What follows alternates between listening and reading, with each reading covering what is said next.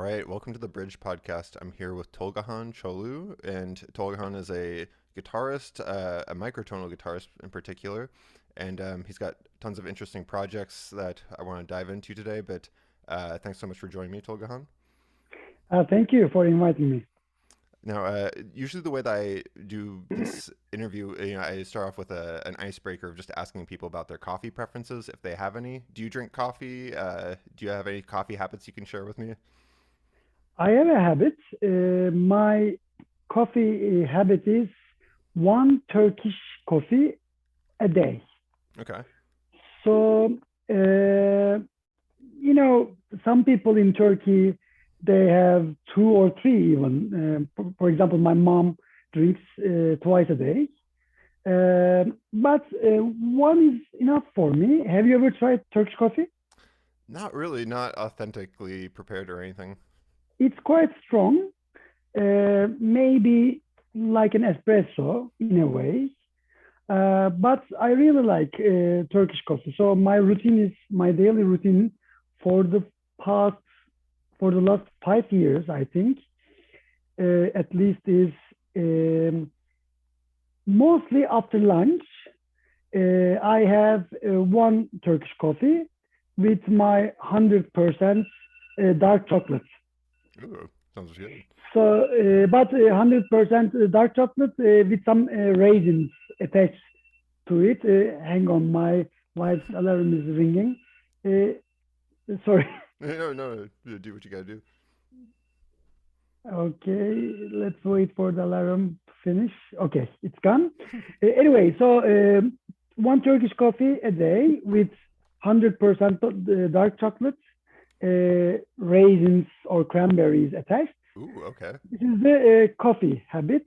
But when I tour, when I have concerts abroad, because I cannot find Turkish coffee, I mostly prefer replace it with cafe latte. Okay. And but Turkish people here the tea is a big thing. So every day for my breakfast I have three small belly-shaped glasses of tea. If it is Okay. not a belly-shaped glass, I don't drink. It's Yeah, the quite wares are important. yes. I couldn't solve it. I need some articles about that, but the taste really changed for me. And so you drink the coffee and have chocolate and stuff, particularly after a meal, you said? I my body needs it. So I had my breakfast like around 9 after my daily walk. Gotcha. So after I wake up, I start walking. So then I have my breakfast with my three small glass teas. Then I continue with a lot of water. So water is my main beverage Okay, for okay. the since I written my PhD thesis in 12 years ago. I replaced all my bad habits with water consciously, and I am so glad about my decision. Anyway, then my body wants the Turkish coffee around noon, 12. But if I sometimes I can't I go for it. But in that scenario, I get a little bit sleepy around 4 or 5 sometimes. Interesting. Okay. So that's a problem. But if I have my coffee after lunch around 1:30, then I'm awake for the afternoon. So this is my body's routine. Gotcha. And we don't have to talk about coffee this long, but I just want to know real quick. Do you prepare it with like an ibrick and everything? I have a machine. Okay. So you ask how I do it, right? Hmm. I have a machine. So but I always open the box. I always smell it because I love the smell. Hmm. And sometimes I go for a fresh coffee. In some places in Istanbul, they sell it. It's very like it's a big tradition since the Ottoman Empire, like hundreds of years, maybe 500 years, or no, maybe I don't know. I read a lot of things about coffee history that maybe it was carried during the Ottoman Empire. It was something. I don't want to say something wrong, but Hmm. you can read about it anyway. But so sometimes I buy fresh, and it smells very important. Awesome. Well, great. Good to have this side of you. I don't think anybody else has interviewed you about your coffee habits. So, I guess to get into the microtonal guitar stuff, I first have a provocation for you, and I'm curious what you think about it. I was thinking basically, when you're doing all these tunings, they're very proportional. There's like a sort of resonance about them that's particularly nice, but in many ways, isn't the equal division of the octave more microtonal in some respect? Like, because in the sense that if you're using logarithms and you're, having all these numbers that are kind of irrational numbers instead of like clean, nice ratios of like, this number to that number. So when you get this long string of numbers, like a floating point number, isn't that kind of like more microtonal in some ways? Yeah, this is a very good question. I've been discussing this with my teachers and friends for a long time because, for example, Turkish makam music scholars, Hmm. uh, for example, for them, my teacher and friend, Dr. Michael Ellison, for example, thinks that uh, calling Turkish traditional music, makam music, microtonal, Hmm.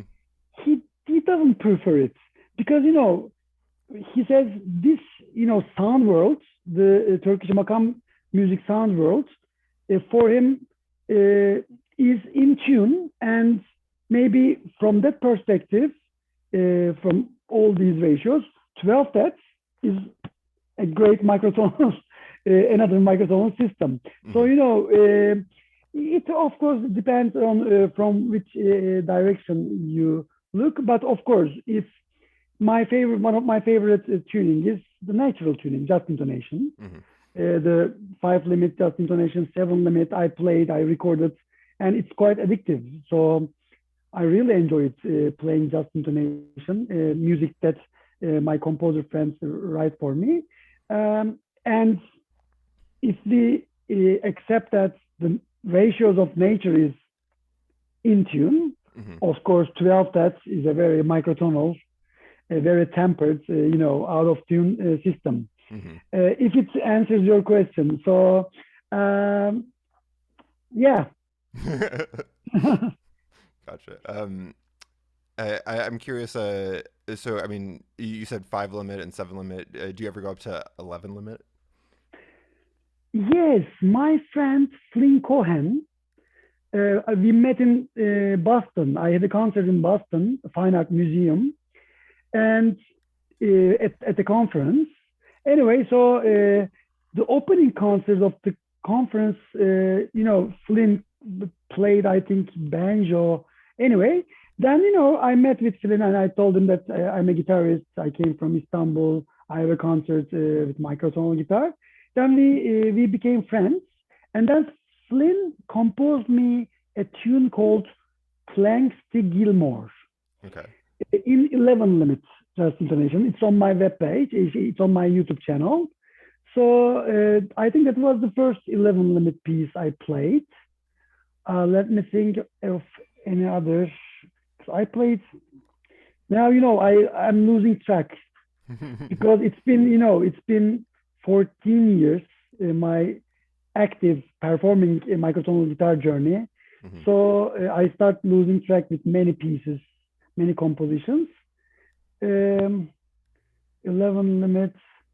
So Harry Park's music was 43, was in 11 limits, right? Not 13. I think it was. I know it was 43 tones. I'm not sure what the So it division was is. either 11 or 13, but probably 11. But okay, I didn't play Harry Park. But so anyway, I played Celine Cohen's music in 11, Hmm. and I like the ratios. Yeah, it's super interesting to me. I love that tuning. I You just wish played?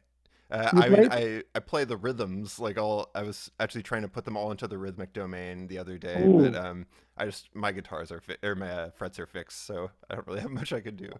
Um, do you ever think about microtonality in that sense of like something that could be moved to the rhythmic domain? Because like, especially when you're dealing with say like just intonation, like those are essentially polyrhythms that are just really fast, right? yeah. You know, or I think it's applicable, but I haven't thought about this. So it might be a very original Mm. and unique field. So I would like to hear your trials.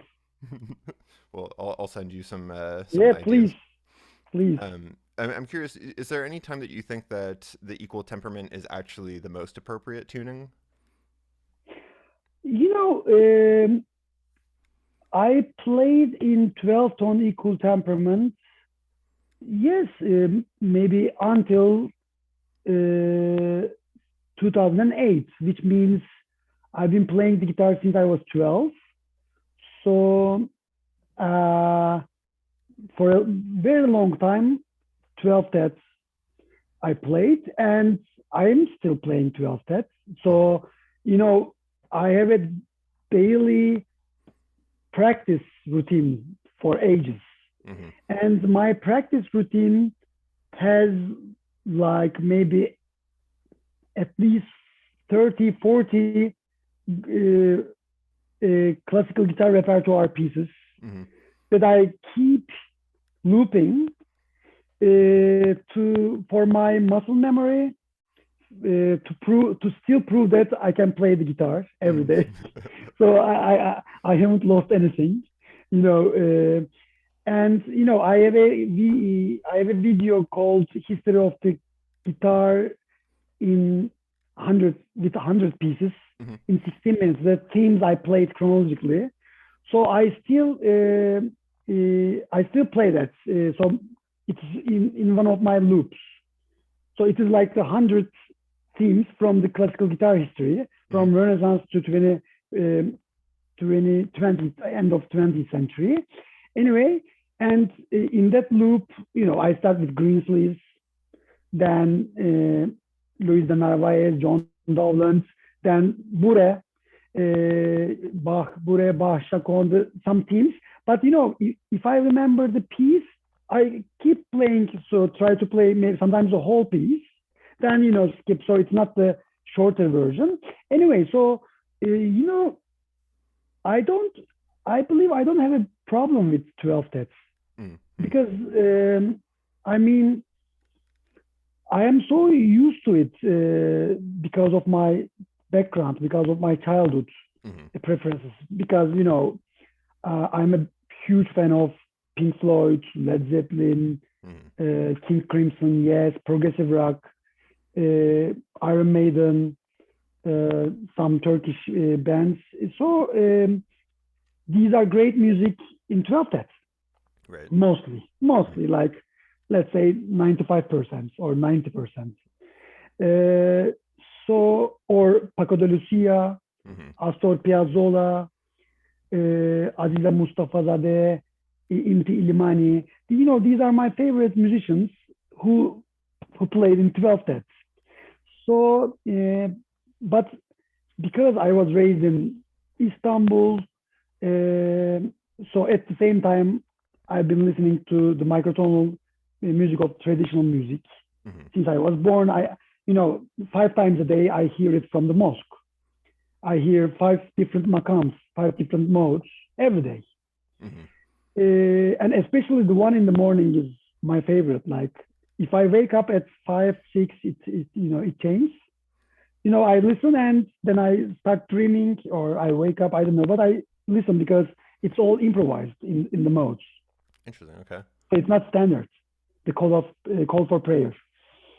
Anyway, so uh, so I feel lucky to live in Istanbul. We have all the classical Western music, the classical, popular Western music, jazz, whatever, and also, of course, the traditional microtonal music. which is a huge thing in Turkey Hmm. because we have two huge genres that I feel so lucky. Many cultures don't have this.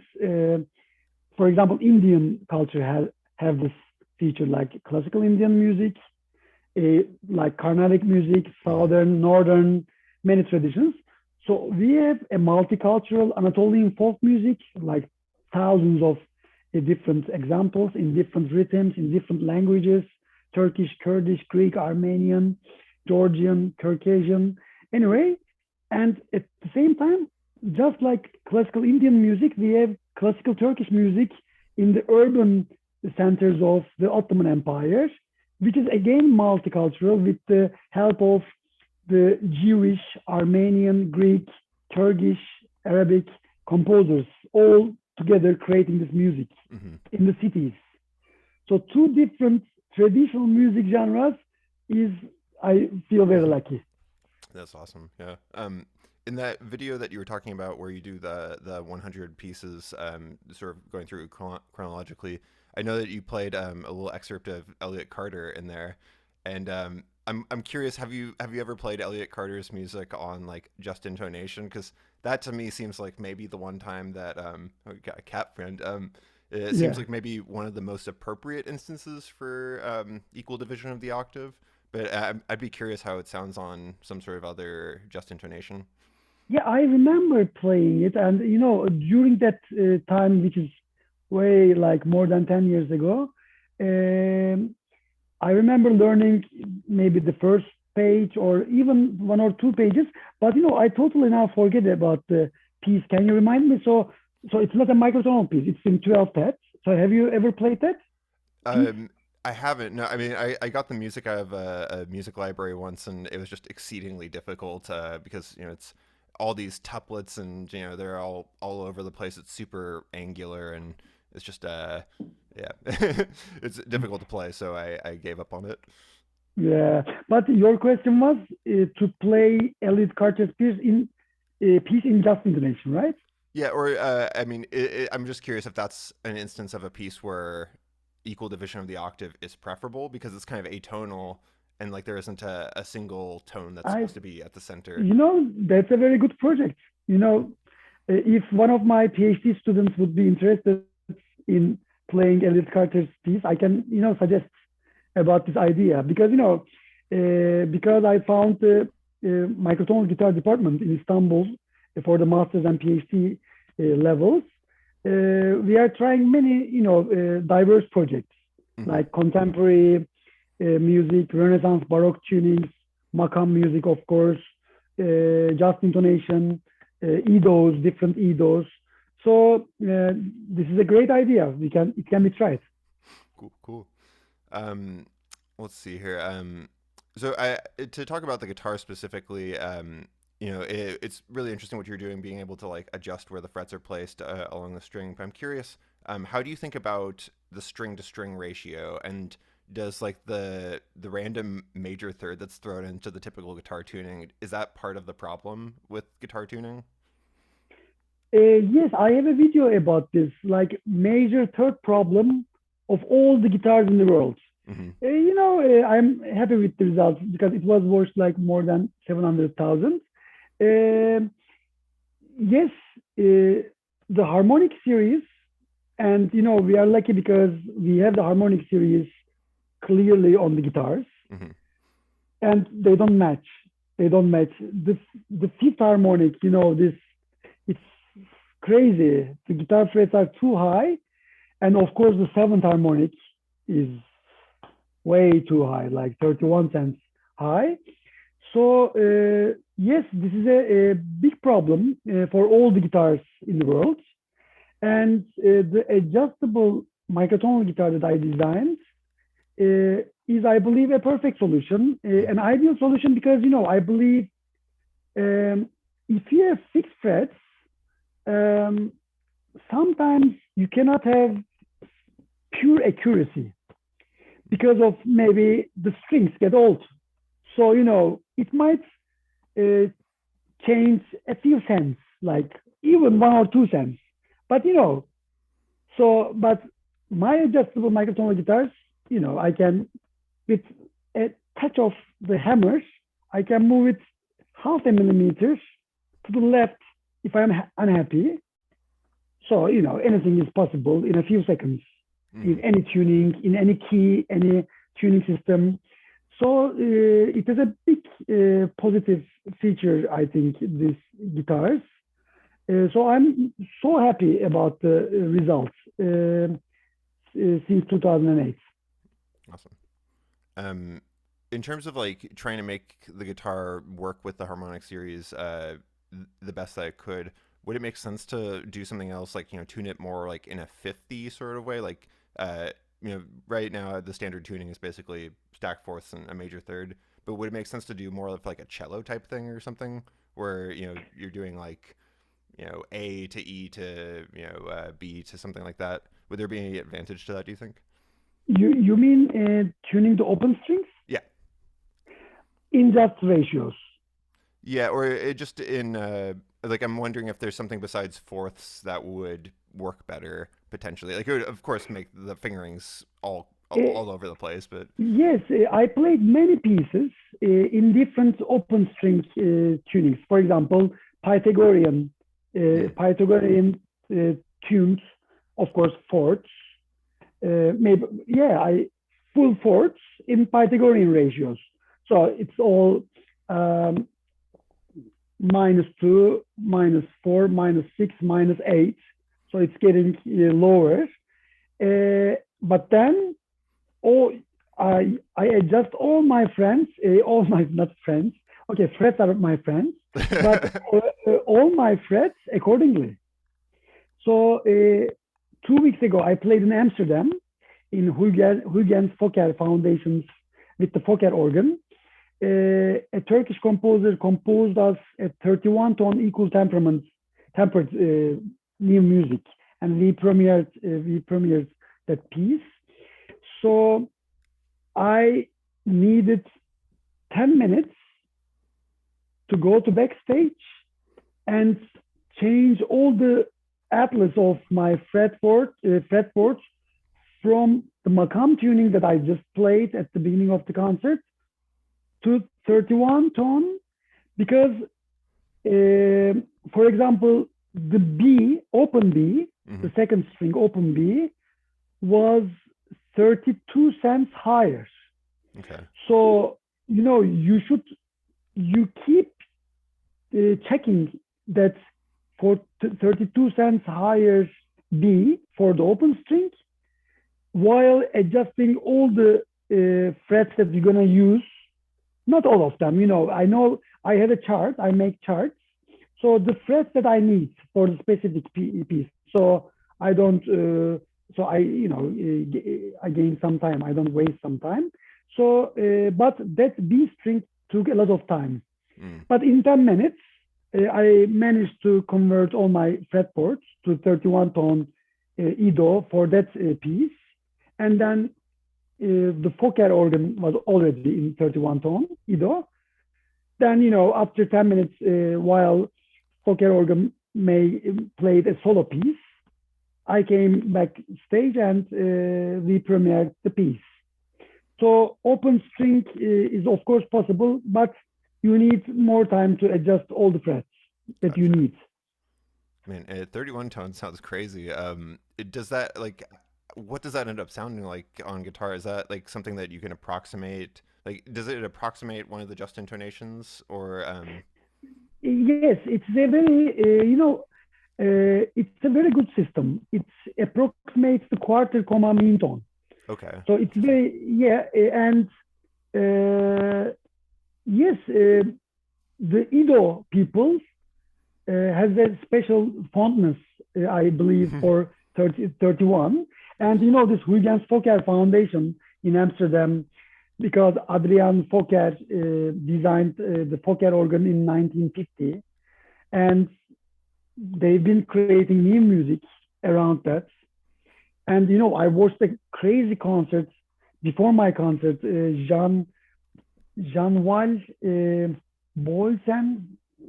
I'm sorry if I say, but he played hypertheremin Interesting. So, if you are interested in these hyper things, like hyper piano, hyper theremin, uh, he he connects his theremin to the Fokker organ. Okay. So, and it's a theremin. So, and we have also visuals. So everything changes when he shakes his hands.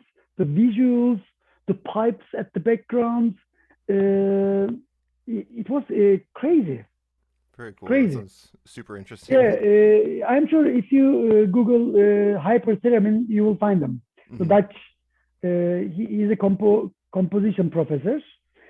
Anyway, so that Fokker organ is something, and 31 tone Ido is a very good one to approximate some just ratios and very close to quarter tone, quarter comma mean tone. Interesting. Okay. I'm intrigued that you are. I don't know if you intuited it or if I told you previously or something that I'm interested in hyper things. But yeah, I mean, I spoke to a hyper pianist recently, Oh, and then also a different type of hyper pianist. And hyper has been kind of the word of the podcast for the past month. So, uh, wow! So it was the first hyper concert for me when I was a hypertheremin, and now I'm so interested. Like, do you think this hyper means connecting the piano to the computers or prepare it? that's the thing. Like, I think it means different things to different people. Okay, so it's One not guy standards. one guy that I talked to basically he has a piano with inharmonic strings, and so he unravels the outside ends of the string, so the middle part's thicker, and then he has it distributed over 2 octaves, I think, or no, maybe it's 2 octaves within 1 octave. But then the other guy just has like some Jewel CD cases that he like plays like slide piano with basically on the inside. So Wow, that I guess so that's what interesting. yeah. So interesting. Um, I'm curious. Do you ever have you ever fiddled around with MIDI guitar as a means of exploring microtonality? No, not yet. I played electric when I was at high school, then get back to classical and flamenco guitar at my bachelor's degree, and then during my PhD, start my microtonal guitar journey. Uh, 3 months ago, I finally got my first adjustable electric microtonal guitars, and now I already made 4 videos, I think, about it, and I'm so excited about it. It's infinite, infinite. And I have like hundreds of video projects. Like for example, the major third problem of all the guitars. I think now I should do a vertical video for the social media, like this vertical stuff. Of course, on the electric guitars, because Hmm. you can hear the beatings of Totally. the A major chord. It it has a problem, or E major chord has a Hmm. problem with the E G sharp or A C sharp. So maybe I will play it. I will try to make people hear wow wow wow wow wow, and then I will hammer it to minus 14 cents. Then I play, then it sounds like perfect fifth or perfect fourth, like just perfectly tuned. So it's infinite. Regarding your question, yeah, of course, maybe after 10 years, if I hope if I do like hundreds of projects in my mind, maybe the next step could be to to have a MIDI adjustable microtonal electric guitars. I don't know. We'll see. Hmm. I'm sort of. It's curious to me that the microtonal guitar, like the way that you do it, which seems to work out very well. I'm surprised that nobody's really like capitalized on that already, or like it seems like. Are you the first person that's really made headway in that department with the adjustable guitar, or has that been done before by people? Uh, as far as I know, and no one objected me, I founded the world's first microtonal guitar department in 2014 Okay. at Istanbul Technical University. I know that Alois Haba, the Czech composer, founded a microtonal music department in Prague, if I'm not wrong, in 1920s for a, for some years, for maybe 10 or 20 years, but then it's been closed. Gotcha. I think before Second World War or during maybe. So, but I'm so excited because now I have first master student graduated, and I have a new master student, and he wants to play Turkish instrumental makam traditional music. He wants to arrange and he wants to write a master's thesis about it to analyze the chords he's been using, the counterpoint he's using. So I sometimes share his videos on my Instagram, on my stories, because he's a very good guitarist. My PhD student is applying, adapting. There's a very nice neck lute, traditional neck lute we call tambur, very long, with with many frets on it, many tight frets, and it has a very special ornamentation techniques. So now he's adapting these tambur ornamentation playing techniques into microtonal guitar performance. Nice. And my other PhD, I have my second PhD student is working on contemporary microtonal Turkish music repertoire. So he commissions pieces to some Turkish composers.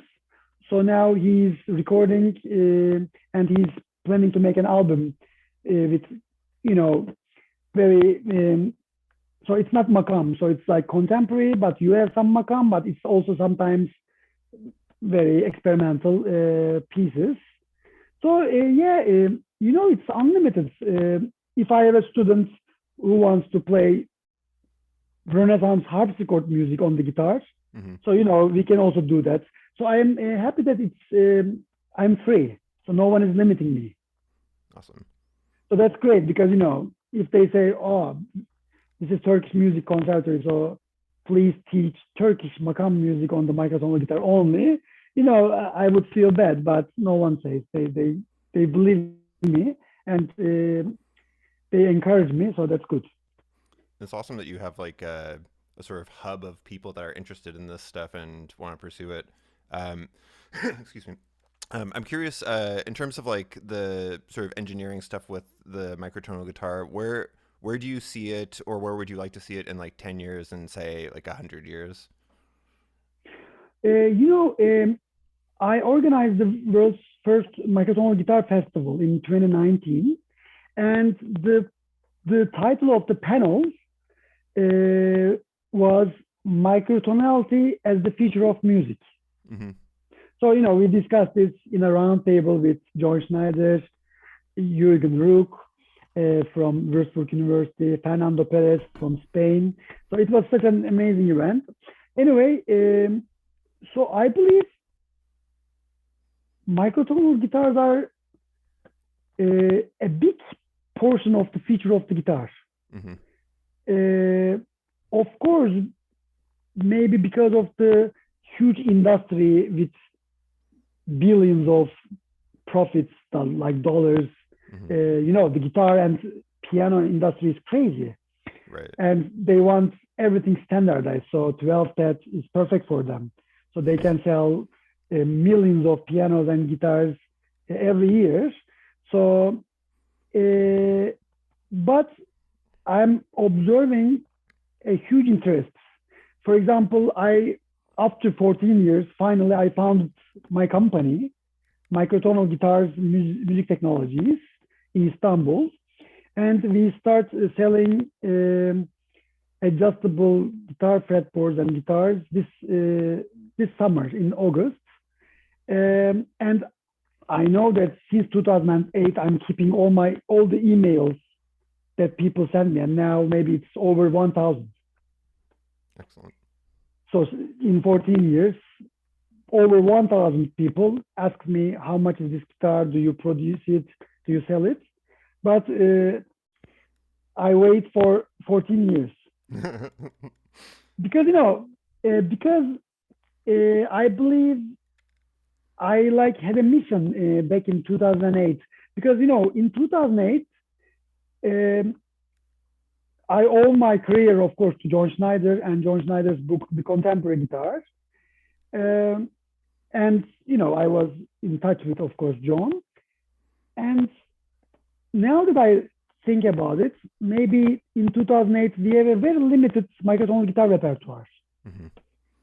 So I had my guitar, but I couldn't find anything new to play. Mm. John plays, maybe let's say 100 pieces, let's say, Mm-hmm. uh, from by great composers, Lou Harrison, Harry Parch, Terry Riley, Ben Johnston. And of course, he mentioned many guitarists, microtonal guitarists in his book, in 1985 book, version, Contemporary Guitars. And that's it, the microtonal guitar repertoire. So I believe this is my mission. So like Segovia did in early 20th century, going to composers, make them compose, introduce the microtonal guitars. So I did this with more than 40 composers. And then I also did arranging, and still am arranging so much because we have 10,000s of traditional microtonal music waiting to be arranged for the microtonal guitar repertoire. So, and then this competition I started in 2016. I am so happy because we have now over 30 awarded arrangements and over 15, I think, compositions. And it's, multiplying every year. So now, I can talk about maybe over 300, 400 pieces. Mm-hmm. In 2022 with all the people coming, and these departments, these competitions, and, other people in the US, in Europe, other microfests. So, it's multiplying logarithmically. And regarding your question, I think it's a big deal for the future of guitar music. Mm-hmm. It's a very big deal. I agree. In terms of the actual instruments themselves, like the design of the instruments, seeing you just like take the little hammer and adjust the frets really quick, it seems pretty easy. How much better can the technology get? Like, the automatic guitar that you have is that's insane. But how much what do you think the state of the art will be in terms of like microtonal luthery in 10 years or so? My answer is so simple for this, and it's so easy. If someone today gives me $1 million, mm-hmm. I can, in a few years, I will present you the feature of microtonal guitar and feature of the guitar. It is fully automatic, and now okay, we released the first one string prototype, mm-hmm. and we couldn't find a sponsor, so the project stopped after 7 years. But I am happy that at least we give an idea to the world, because I'm expecting many automatic microtonal guitars in the future, mm-hmm. and I hope we will have many. In an ideal world, I would like to organize a competition called microtonal guitar design competition, something. Mm-hmm. With the advancements in technology, 3D printing, we can have many designs with nanotechnology. Right. But now I know a new design, not the design that I have, but the design that I showed already to the world in my video, History of the Microtonal Guitars, the vertical vertical movements, mm-hmm. up and down. So, if I have $1 million today, if a Bitcoin rich people watching this podcast or listening to this podcast during their morning jogging, and if they have 400 Bitcoins, so, we can do it. And their names will be in the music history and the guitar history, and also their names will be in the musical instrument museum in Istanbul or in Belgium, Brussels.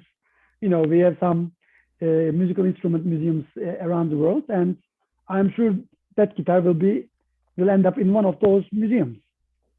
Beautiful. But no funding, no people. So I'm waiting.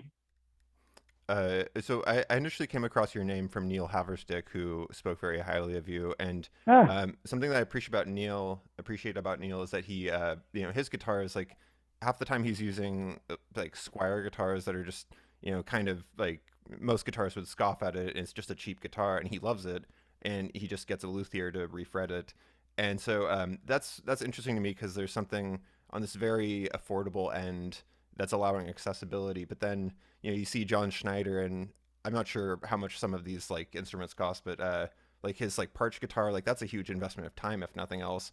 And so I guess I'm curious to hear about how accessible you think this type of thing could be, because I mean, if it's just a matter of putting a fretlet, like is that already accessible to everybody? Um, yes, I've been sending and I've been giving as presents thousands of fretless since 2014.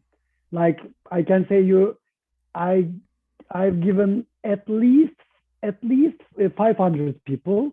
I'm sure more than, because after my concerts and seminars around the world, I also have, if you come backstage and want fretlets, I can give you three. So it's always in my pocket. So, but for the competitions, I sent to more than 500 guitarists, more than 3,000 wow. fretlets, free for free. Because it's too cheap. It's so cheap. You know, I I have some Patreon supporters, like 30, and thanks to them, I spent all the money on ordering uh, frets from Steve Mack. Then give a luthier friend of mine and have this done. Anyway, but in summers, our electric guitar neck, which can be attached to Stratocaster type guitars, Okay. I think that might be a big thing, because I know that there's a huge demand for the electric adjustable microtonal guitars, and now people are also seeing my new guitar Mm-hmm. and what you can do on it. It's infinite. So I I hope we will decrease the costs. If we can decrease the costs, and if it is affordable, but of course it cannot be $200 or $300. It's not possible. Mm-hmm. But maybe, yeah, if it is around 800, Mm-hmm. I don't know. Maybe it's still it's a still big thing if you're interested in microtonal music.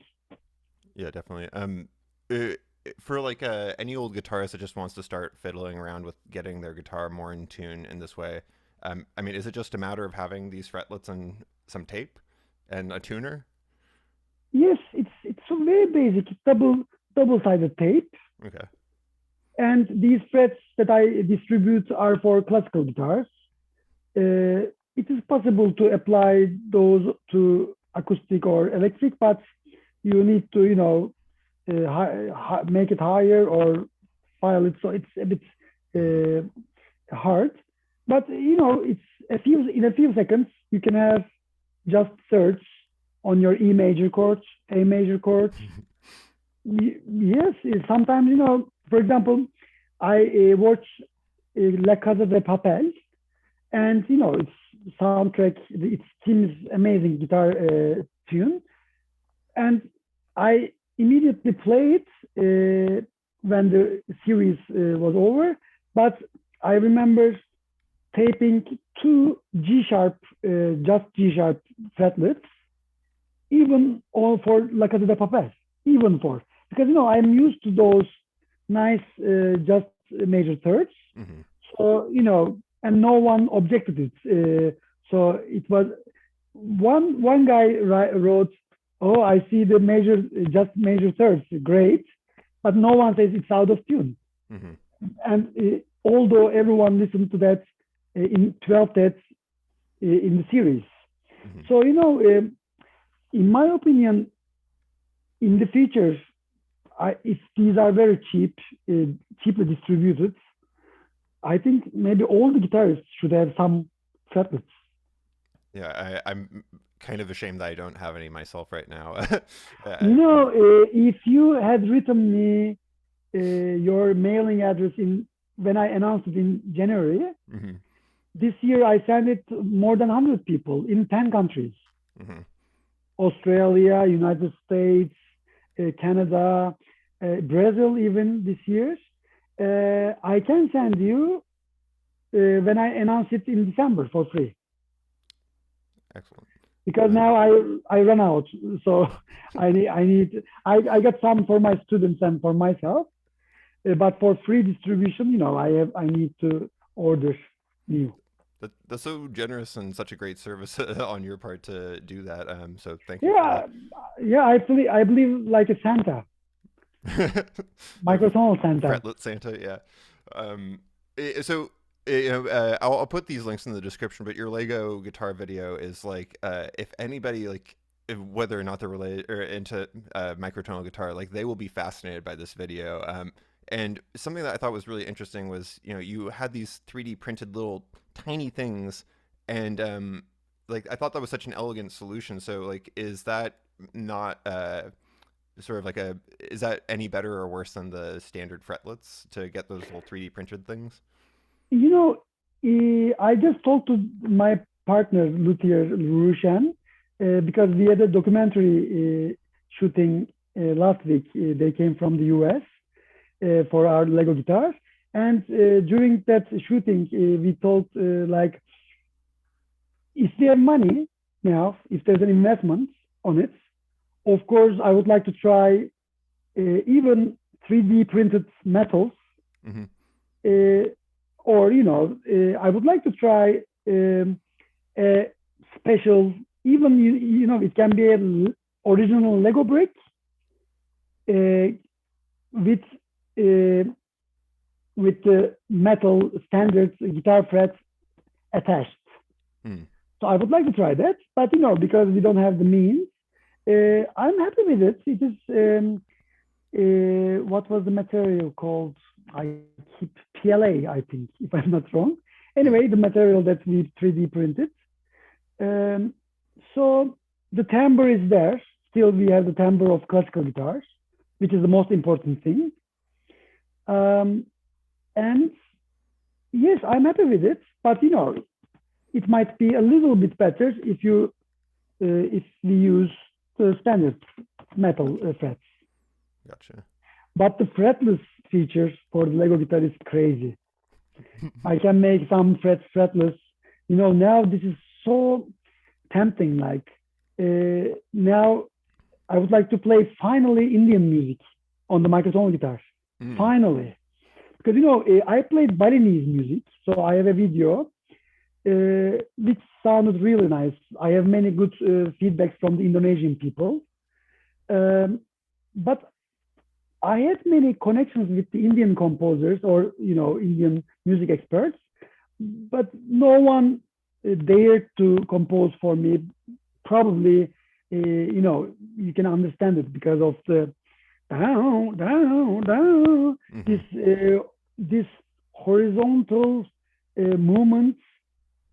I can have many frets next to each other, but still, no one dared composing for me. But now, with the fretless feature of the Lego guitar, which is superior to my adjustable guitar, superior to automatic guitar, which is superior to any guitar in the world, in my opinion. Mm-hmm. Just, I want to make F sharp fretless. And you have unlimited notes in F sharp. And you still have the others, and you still have the polyphony, the sustain. Anyway, now when I find a little time, I'm gonna play Indian Excellent. music. I look forward to hearing it. Yeah. Um, To just talk about some Turkish music stuff for a bit. So you sent me this documentary, and I'll also put that in the show notes. It's a great watch for anybody who wants an intro to Turkish music. And something that I thought was maybe the most interesting about it was seeing all the like, I don't know if you'd call it lutherie or just like the instrument making and the woodworking and all that. And for me, I've been like an electric guitarist for most of my life, and I feel like I drift more and more into the computer, like into fiddling around on the laptop. Sometimes the guitar is like in the closet for like weeks at a time. And so it doesn't seem like there's as much of a temptation towards just like synthetic means or artificial means of music creation.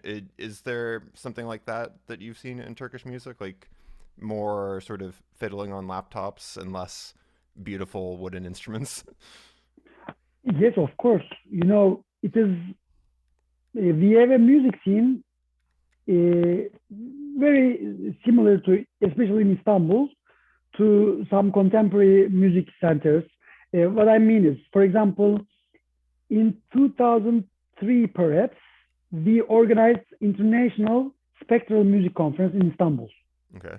And I helped Tristan Muray getting his fee, not fee, his, I think, plane ticket fee from a bank. So I take him on a bus to somewhere. We went to a bank because I was a research assistant. Mm-hmm. So I was helping him, Tristan Muray. And we went to Genoa in Italy for 3 weeks to Paganini Conservatory for a project. I I was the partner, with the Turkish Music Conservatory, so I brought 5 of my students. And we have Bilgi University, and Bilgi University brought their laptop orchestra. Oh, So it was called Bilgi Laptop Orchestra. So, and in Genoa, we played a concert with the laptop orchestra, 5 traditional Turkish instruments, my microtonal guitar, and some other partners. So it was a big, huge orchestra with many computer music, electronic music, and acoustic instruments.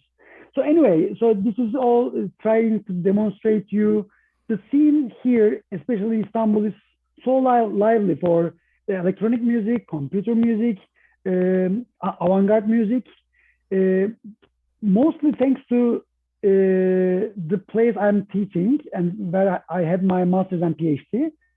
It's called Istanbul Technical University Center for Advanced Studies in Music. So it was founded in 1999, and thanks to that center, we have many, graduates. So thanks to that place, I designed my adjustable guitar, and I had my microtonal music interests thanks to my teachers Mark Lindley and Michael Ellison. So I was so lucky. awesome. So the institution is allowed for just like a lively sort of creative atmosphere in the city of Istanbul. It is, yes, so lively. And, Istanbul was the capital city of the Roman Empire in 300. So, it was already a capital city with its, monuments, architectural buildings in 300. So, it has a huge history. And now it's a melting pot. In terms of art, in terms of especially music. And the documentary that I supervise, it's called Traditional Music of Turkey with Wooden Instruments. Mm. Yes, it also, that you watched, it demonstrates a little bit, yes, the luthiery here, the traditional music lovers, the traditional different music. But of course, it doesn't demonstrate this, the contemporary stuff. Mm-hmm. Gotcha. Yeah. For myself and for my listeners, would you mind providing like some suggestions for, I guess, like listening for both sort of like the most historical, authentic type of Turkish makam music or just Turkish music in general, as well as some, like cutting edge weird stuff like avant stuff? Sure, of course. So, Tamburi Cemil Bey. Tamburi Cemil Bey is the first virtuoso who recorded 140 LP. Yes, it must be LP. In 1905, he started recording until 1912. I think he recorded 140 Wow. long plays. Maybe it wasn't even long play. It was, I don't know. It was maybe one of the predecessors. Anyway, so Tambur Cemil Bey's 140 long plays is a must listening because he is the first virtuoso who transmits the makam music that's dated back to 14th, starting from the 14th century. So for the first time, people listened on his tambur or on his kemençe, the violin-like instruments. Anyway, so Tambur Cemil Bey, I can say. Shall I write it on the chat box or? Oh, sure, that'd be awesome. Yeah. Okay, so I'm also writing it. Tamburi Cemil Bey LPs. Then one of the many I will write, for example, Dede Efendi is a very prominent composer of the Ottoman makam music. For the Anatolian folk music, Aşık Veysel and Neşet Ertaş, I strongly suggest. And for a little bit contemporary arrangements of these type of traditional music, we have an amazing band that I also played for 3 years.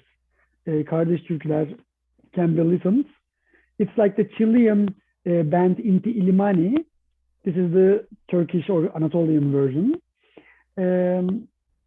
Yeah, and of course there are like hundreds more.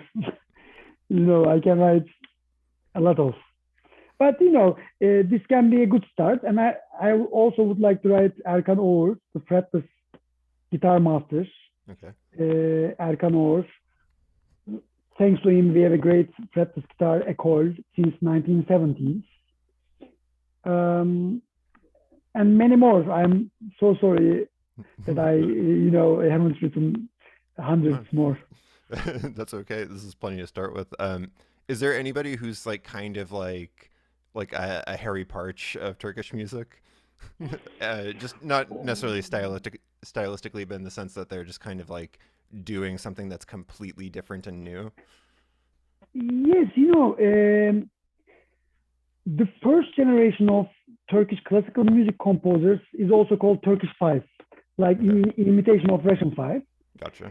So which makes mostly many great music, but no microtonal music, unfortunately. Hmm. And modal harmony in a way like Bartok, Russian Fives. But the second generation is really interesting. So for example, I'm writing it into the checkbox. İlham Mimaroğlu is an amazing electronic music. This is the second generation, 1960s. And then İlhan Usmanbaş, who celebrated his 100th birthday, I think last month or a few months ago. And Bülent Arel. So these three composers are the second generation of, and they are very avant-garde. But they don't have anything about makam music, microtonal makam music. Gotcha. But now, now I can write you the new generation who is really interested in microtonal polyphony, microtonal makam music. And who composed me a lot of pieces, of course. So these are all my friends. So Onur Türkmen, Enis Gümüş, Tolga Zafer Özdemir, Uğraş Durmuş, Kamran İnce, a lot of. I'm so sorry that I already forget many of their names. But yes, I recorded most of their music already. So please, yes, you can listen to those composers. Awesome. This is great. Thank you for this. Yeah, hopefully one of these days I'll be sending you some microtonal music for you to play. We'll Yeah, see. please, please. All right. Well, I know that's getting late over there in Istanbul, so we can wrap up here. It's been great talking with you, and it's been a really interesting discussion. Is there anything else you want to talk about, or I mean, I'll direct people to your YouTube channel and such. But you know, the floor is yours. Yeah, yeah. Thank you, John. That was a great chat, and I'm so glad that you invite me for your podcast. Awesome.